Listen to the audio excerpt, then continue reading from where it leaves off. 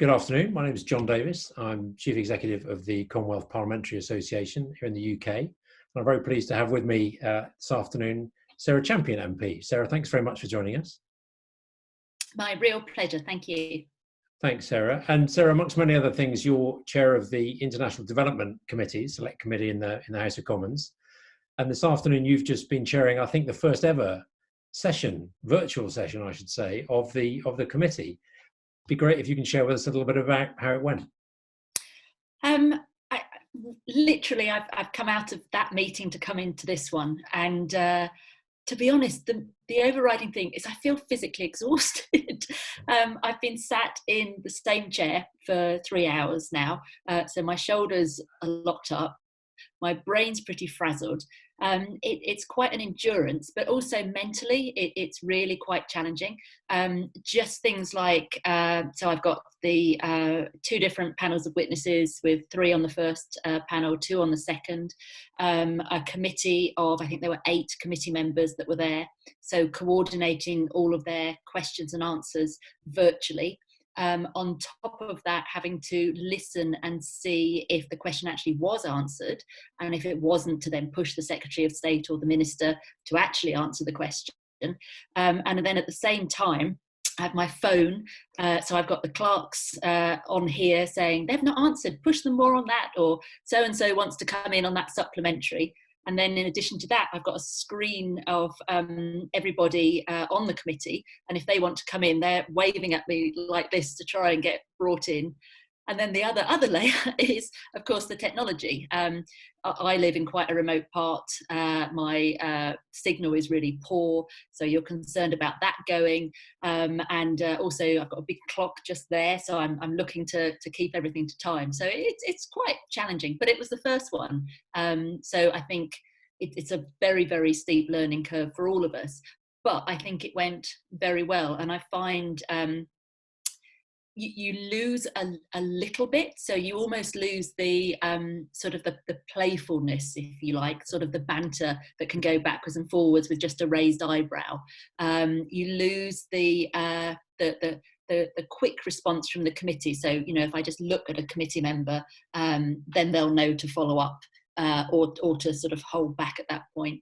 But other than that, as a way to scrutinise government, it's working really well, I think.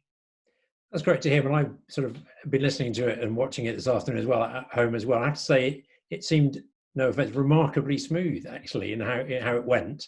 And certainly, yeah, answers to some quite meaty, serious questions around the future of our development aid. Were there anything that surprised you about it this afternoon? I mean, I have to say I was surprised, particularly with the Secretary of State, in how open she was with her answers and with the time that she gave to us. You know, if ever a minister is really up against it, she is trying to orchestrate our international response to COVID-19. So, you know, that's incredibly generous of her.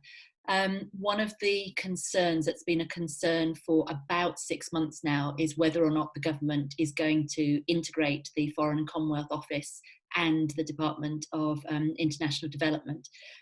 For me, I strongly hope that they don't, because I think to have that standalone facility enables us to have a much more honest relationship with the countries we're supporting, and sort of helps build trust so that there isn't an ulterior motive that's going on behind that.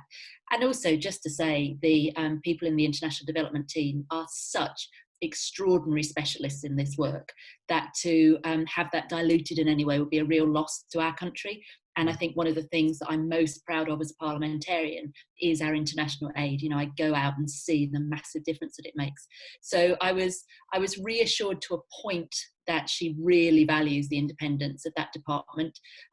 However, you know, we're all political animals, and reading between the lines, she was basically saying, well, it's up to number 10, it's up to the Prime Minister.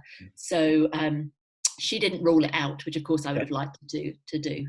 And it's interesting that you got, as you say, you think you got some good answers and quite a lot of time from ministers there. Do you think the fact you were doing this virtually changed the balance of, I don't know, time between ministers answering and officials answering, for example? I don't really think it changed that way. I have a feeling, and I speak personally, but also for the parliamentarians watching this, I think they'll understand. We love a new toy, um, and we love to be on telly, and we love to speak. So I have a feeling as we go forward, ministers might be a little more disciplined in how much time they give to us. We're also all on lockdown, of course. So we've gone from, when I was in Parliament, probably meeting, I don't know, hundreds of people on a daily basis to meeting my post worker, and that's it basically, and that's from the other side of the fence. So I think we sort of relish the opportunity to do that.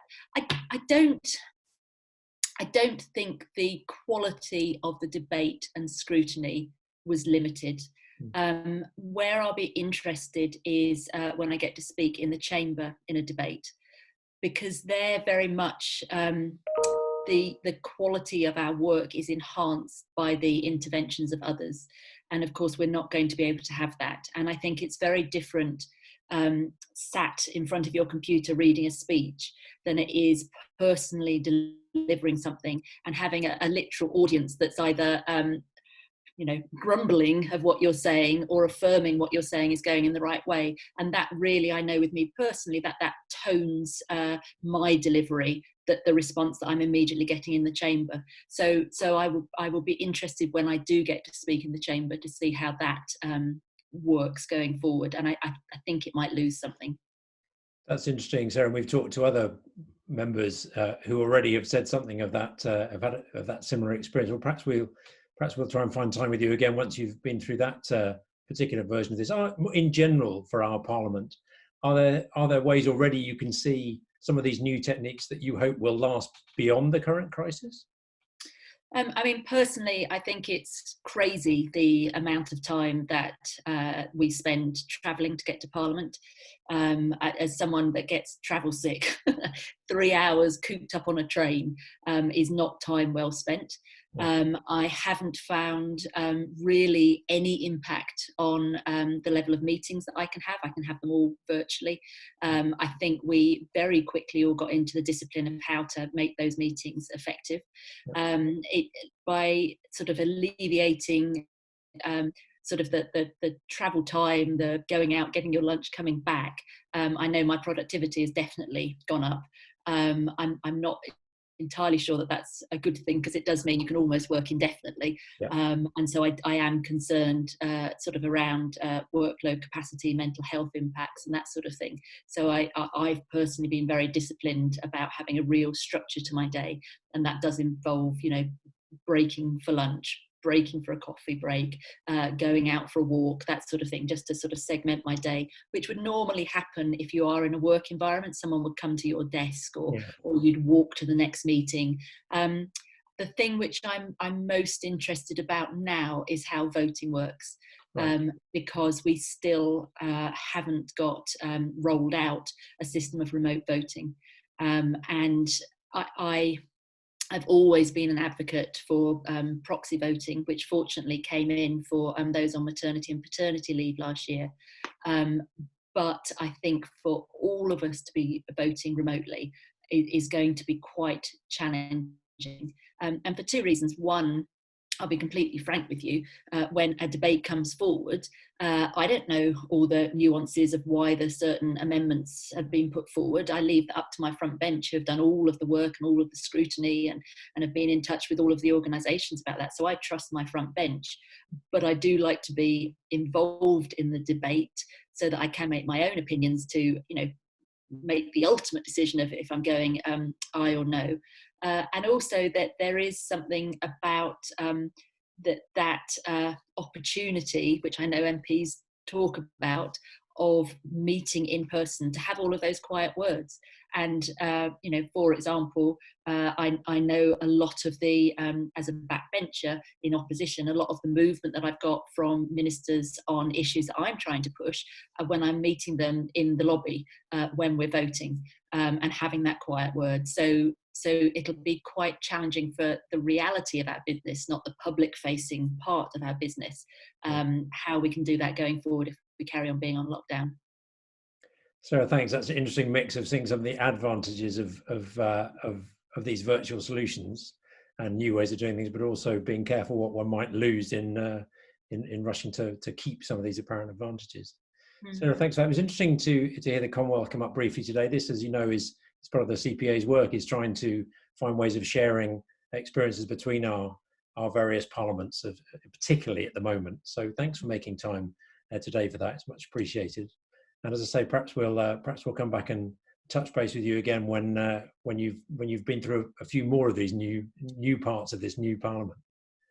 Well, that would be fabulous. I mean, I know personally being a member of CPA has really enriched me. Both it's given me examples of other practice which have really helped me, but also just to realise that you're not alone. I mean, I know we are literally an island, but because of that, it makes me want to reach out even more and engage with other parliamentarians who I know will be going through the exact same thing.